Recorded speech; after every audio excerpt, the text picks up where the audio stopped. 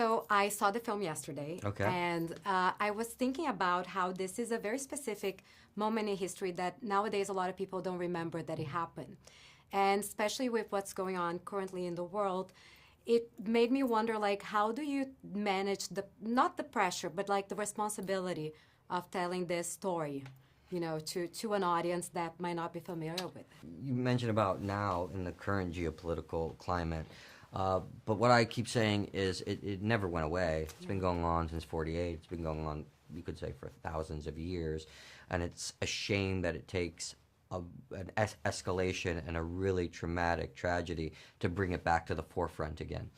But our story is specifically about how the media covered it and how it forever changed how we consume and how we are told news stories like this. And we're still dealing with that today. When I do a history, there's always a responsibility.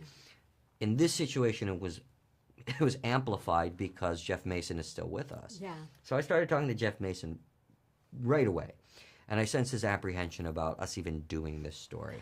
So that's scary. But I tried to set his mind at ease, assured him that we wanted to tell this as authentically as possible.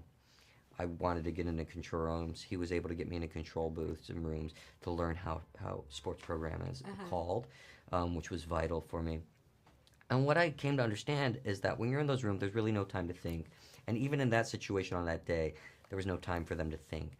They couldn't think about what they were doing, how they were forever changing news coverage. And they were sports reporters, so they were almost ill-equipped to do that. But to all the people who lost their lives on that day, to all the people who lived through it, there was a huge responsibility for us to get it right. Yeah, no, and you absolutely did. And one thing that I really appreciate was showing the backstage from TV, because I think if you haven't worked on television, you have no idea how quick things are.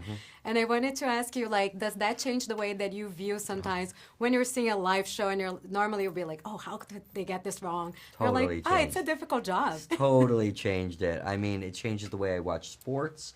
All that work, all these people doing, I mean, it's a machine. And I in those rooms, I saw the high that they get once they go live, and then like it all crashes when they come down.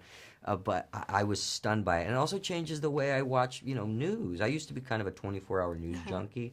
This has really made me reevaluate that because I realized I had become so desensitized to tragedy. But yeah, the effort and the passion that goes into live broadcast journalism, it's fascinating. Yeah, there's no sleep, no time for coffee, the whole Yeah, you the just whole go. thing.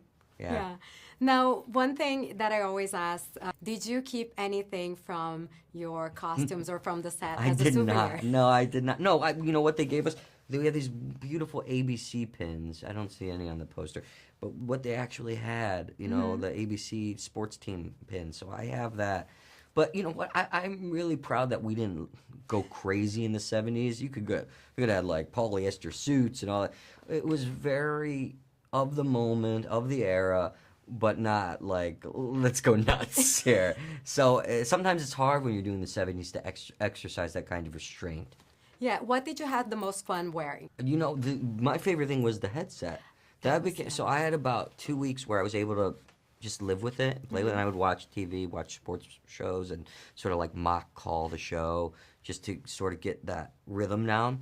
And that became another limb for me. So that was my...